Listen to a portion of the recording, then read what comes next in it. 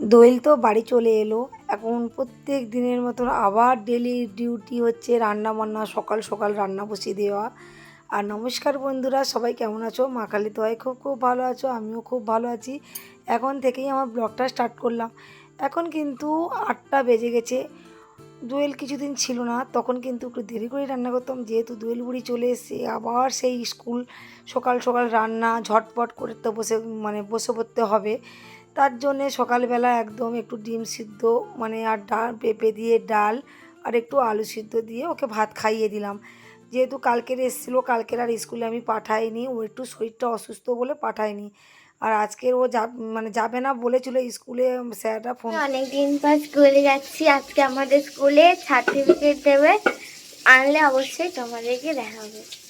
দোয়েল সোনা ওদিকে ভাত খাচ্ছে আর আমি এদিকে ঝটপট, ও যে গেছিলো কত জামা প্যান্ট আর কতগুলো যে হারিয়ে এসে আমি এখনও খোঁজ পাইনি। যে কটা পেয়েছি সে কটাই ধোয়াধুয়ি করছি। মনিদি কিছু কেচে দিয়ে গেছে, তারপরেও আমি কিছু কাচ্ছি।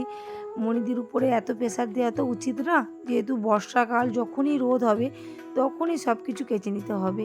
আর এই যে আমার টুনটুনি বুড়ি ভিতরে চুল ছানছে খাওয়া দাওয়ার পরে। আর আজকে অ্যাকচুয়ালি ও স্কুলে যেত না, একদম সোমবার থেকে যাবে বলে ঠিক করেছিল। কিন্তু স্যাররা আজকে সার্টিফিকেট দেবে, যেটা কলকাতায় গেছিলো সেইগুলো পাবে বলেই, ওই কারণে ওদের ফোন করে ডাকার জন্যই ওরা যাচ্ছে, নাহলে ওরা একদম যাওয়ার ইচ্ছা নেই। আর ওদের পরীক্ষাটা হচ্ছে আর 3 দিন পর, 23 তারিখ থেকেই পরীক্ষাটা আরম্ভ হবে, রুটিন দিয়ে দিয়েছে। আসতে না আসতেই পরীক্ষা, বলো স্যারটা যদি 15টা দিন পর পরীক্ষা নিত অনেকটা ভালো হতো। বাচ্চাদের প্রেশার পড়ে যাচ্ছে অনেকটা, জার্নি করে 18 দিন ঠিকঠাক খাওয়া নেই, ঘুম নেই। আবার তার উপরে যদি এসেই সঙ্গে সঙ্গে পরীক্ষা হয়, ওরা তাহলে একটু রেস্ট নিতে পারলো না। জানি না পরীক্ষা কী করবে, আমি কিছু বলিনি, যেরম পারে সেরম করলেই হবে, কারণ অতিরিক্ত চাপ দেওয়া উচিত না। আর আমাদের বাবলা দেখেছো ওই সব জিনিস নিয়ে স্কুলে যাচ্ছে, কারণ বলো তো সেদিনকার যে ও এসেছিলো দোয়েল বুড়ির হাতে কিন্তু এগুলো ছিল, আজকে ও স্কুলে যাচ্ছে বলে ওইগুলো নিয়ে যাচ্ছে। আর হেড স্যার ওর কাছে রাখতে দিয়েছিলো, বাবলার কাছে। দোকানেই অ্যাকচুয়ালি রাখতে বলেছিল, কিন্তু দোকান তো তখন অফ হয়ে গেছিলো, ওই কারণেই বলছিল যে তুমি তোমাদের বাড়িতে নিয়ে চলে যাও। জানে আমাদের বাড়িটা বাজারের কাছে। অনেক দিন পর জলের পটটা বের করিয়েছে, একটা স্টিলের বোতল, আগে একটা ছিল অনেকটা দামি, কিন্তু বেচারি হারিয়ে ফেলেছিল। এই দেখো, ও তাড়াতাড়ি করে জলটা ভর্তি করেছে। আজকে না পিওরিতে জল ভর্তি করতে একদমই মনে ছিল না, পিওরি সুইচটা দিতেই ভুলে গেছিলাম। ও তো চলে গেল, তারপরে একটু কলা, দুটো বাতাসা দিয়ে, আম দিয়ে একটু মুড়ি টুড়ি খেয়ে, এইটা যে এই ভিডিওটা দেখতে পাচ্ছ এটা কিন্তু দুপুর 3টের ভিডিও। যেহেতু রাখি পূর্ণিমা এসে গেছে, আমাকে তো রাখি বানাতেই হবে।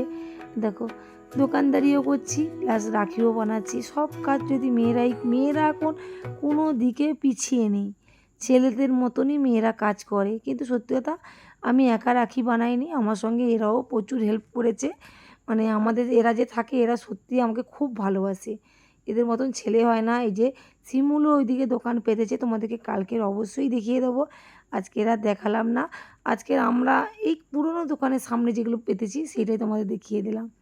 আর শিমুলের দোকানের সামনে তোমাদেরকে গতকাল পরশু দিনকার দেখিয়ে দেবো, কাল নালে পরশু দেখিয়ে দেবো। ওয়েদারটা একদমই খারাপ, এখন বাজে বিকাল 5:30।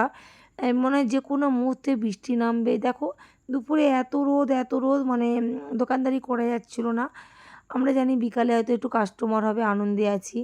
অঝোরে কোথায় ছিল, মেঘ একদম অন্ধকার হয়ে এসছে। প্রচুর রাখি আছে, তোমরা অবশ্যই চলে এসো আমাদের এই মণ্ডল ব্রাদার্সে, আর প্রচুর রাখি পেয়ে যাবে। আমাদের দুটো দোকানে রাখি রেখেছি, ভিতরের দোকানে রাখি রাখা হয়নি।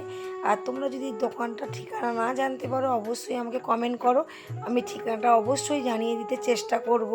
এখন চলে যাচ্ছি শিরোনি খেতে আমি আর রিয়া। ভিডিওটা কেমন লাগলো অবশ্যই কমেন্ট করো, আর লাইক করো, সাবস্ক্রাইব করো। কালকের একটা নতুন ভিডিও নিয়ে চলে আসবো। টাটা।